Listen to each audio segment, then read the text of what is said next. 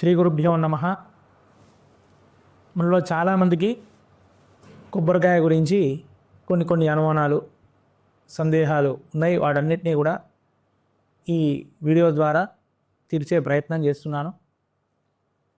మరి కొబ్బరికాయ ఏ శుభకార్యం ప్రారంభించినా కూడా, గృహప్రవేశమే కానీ ఏ కొత్త పని ప్రారంభం చేసినా, ఏ కొత్త పనికైనా కొబ్బరికాయ కొట్టి ప్రారంభం చేయడం మనకు హిందూ సనాతన ధర్మంలో సాంప్రదాయంగా వస్తుంది.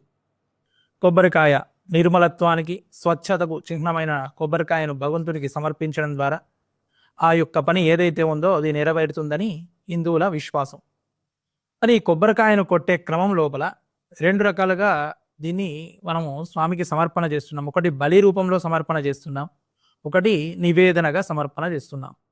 బలి అనగా గృహప్రవేశం చేస్తామనుకోండి, అక్కడ కర్పూరం తిప్పి కొబ్బరికాయను ఆ ద్వారం ముందు కొట్టేస్తాం. అక్కడ పసుపు కుంకుమ వేస్తాం. ఎప్పుడైతే పసుపు కుంకుమ వేస్తామో అది పరివార దేవతలకు, ఆయా దేవతలకు బలిగా నివేదింపబడుతుంది, బలిగా పరిగణింపబడుతుంది ఆయా దేవతలకు. ఏదైతే నిర్మలంగా స్వచ్ఛంగా ఉంటుందో, కొబ్బరికాయ కొట్టిన తర్వాత భగవంతుడి దగ్గర పూజాది క్రతువుల్లో కొట్టిన కొబ్బరికాయ అక్కడ పసుపు కుంకుమ పెట్టకూడదు. చాలామంది నేటి కాలం లోపల మనకు ఎవరో పెద్దవాళ్ళు చెప్పారని చెప్పేసి 4 వైపులా 5 వైపులా ఇంకా కుంకుమ పెడుతూ ఉంటారు కొబ్బరికాయకు. అది అలా పెట్టకూడదు, అప్పుడు బలిగా పరిగణింపబడుతుంది. పెద్ద పీఠాధిపతులు కూడా అదే విషయం చెబుతున్నారు. కాబట్టి కొబ్బరికాయ నివేదన చేసే సమయం లోపల అక్కడ నిర్మలంగా, స్వచ్ఛంగా, తెల్లగా ఉండాలి. ఇంకా మనకు స్వామికి ఇంకా నివేదన చక్కగా కావాలి అన్న కోరిక ఉన్నట్లయితే అందులో చక్కెర కానీ బెల్లం ముక్క కానీ వేసినట్లయితే అది ఇంకా స్వామి తింటూ ఉంటే తీయగా వస్తుంది, కాబట్టి ఆయన ఆస్వాదిస్తూ ఉంటాడని భావన చేసుకోవచ్చు. అంతేగాని కొబ్బరికాయ కొట్టే సమయం లోపల బలికి పసుపు కుంకుమ వేయాలి, నివేదనకు పసుపు కుంకుమ వేయకూడదు. అంతేకాకుండా చాలామందికి ఇంకొక అనుమానం, కొబ్బరికాయ కొట్టే సమయం లోపల కొట్టిన తర్వాత వెనకాల ఉన్న పీచు తీయాలా, ఉంచాలా? పీచు తీసినా, పీచు ఉంచినా అది పెద్ద ఇబ్బంది ఏమీ లేదు. కానీ ఎప్పుడైతే పీచు తీస్తామో అది దేనికి భావన అంటే, కొబ్బరికాయ పీచు తీసిన తర్వాత దానిలో 3 నేత్రాలు కనిపిస్తాయి, 3 భాగాలు కనిపిస్తాయి. అవి 3 నేత్రాలకు ప్రతీక.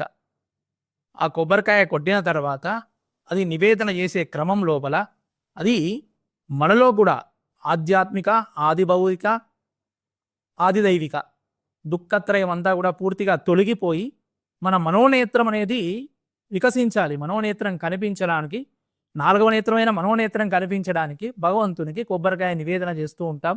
కాబట్టి ఆ కొబ్బరికాయ పీచు తీయడంలో ఉన్న ఆంతర్యం ఏమిటి అంటే, మన మనోనేత్రం తెరుచుకోవాలి.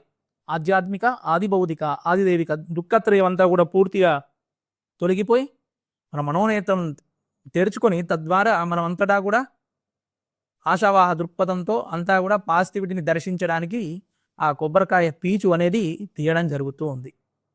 కాబట్టి కొబ్బరికాయ ఇంకొక విషయం, కొబ్బరికాయను కొట్టే సమయం లోపల కొబ్బరికాయ కొట్టిన తర్వాత చాలా వరకు కొబ్బరికాయలు భగవంతునికి నివేదన చేసే క్రమం లోపల కొన్ని కులిపోతూ ఉంటాయి, కొన్ని చక్కగా బాగుంటాయి, కొన్ని పూలు వస్తూ ఉంటాయి. అక్కడ ఆ మిగిలిన విషయాల్లో ఎటువంటి అనుమానం ఉండదు. కానీ ఒకవేళ కుళ్ళిపోతే మాత్రం భక్తునికి అదొక అనుమానం, భగవంతుడికి కొట్టిన కొబ్బరికాయ కుళ్ళిపోయింది అంటే ఏదో కీడు జరుగుతుందని మనసులో ఆలోచన.